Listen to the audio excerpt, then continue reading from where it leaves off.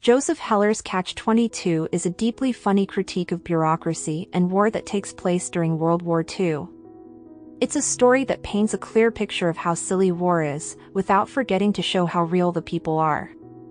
Captain John Yossarian, a U.S. Army Air Force's B-25 bombardier based on the Mediterranean island of Pianosa, is the main character. Yossarian is a sort of anti-hero because he is driven by a strong desire to escape the madness of war. In order to do this, he has to figure out how the military bureaucracy works, which is not easy. The name of the book comes from a military rule called Catch-22. This rule is a riddle that shows how stupid and self-defeating the rules of war can be. It says that a pilot who is thought to be crazy can be excused from flying missions, but the fact that the pilot wants to be excused shows that he or she is sane, since it is considered sane to care about one's life. This Catch-22 is a sign of an impossible, ridiculous situation where no one can win. Things happen to Yossarian and his fellow soldiers, and each character is more ridiculously different than the next. Milo Minderbinder is a war profiteer who makes money by trading things, even with the enemy. Major is a man who got promoted to major because of a computer error. Doc Danica is the base's reluctant and self-interested medical officer.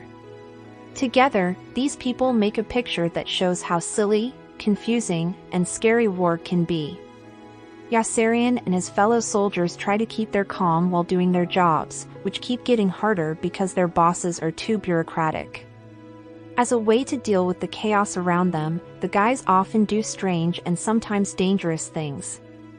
Their lives are filled with a sense of failure and irrationality, which gives the story its signature mix of comedy and tragedy.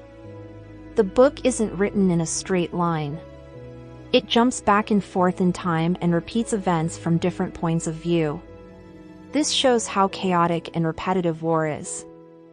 Yossarian's story is broken up by memories of the time he saw a young gunner named Snowden die during a bombing run. This is a terrible event that changes his view of the war and his will to live. At its core, Catch-22 is a humorous attack on bureaucracy, war, capitalism, and the way the machinery of these systems makes people feel less human. It shows how people who are stuck in such a system do crazy things to keep their mind or just to stay alive. The abuse of power is a major theme. This is when people in places of power use their power not for the common good but to boost their own status, which leads to strange situations and decisions. Another important theme is the idea of what life is worth and the fear of dying. Yossarian's obsession with staying alive and his growing sadness as he watches his friends die show how true this is. Catch-22 also looks at sanity and craziness in a strange way, asking what it really means to be sane in a world where rules and laws seem to be made for no good reason. It talks about the morals of war by showing how far away and impersonal the orders of the military bureaucracy are and how much they hurt people. Even though Catch-22 takes place during World War II, its ideas apply to many other times and wars.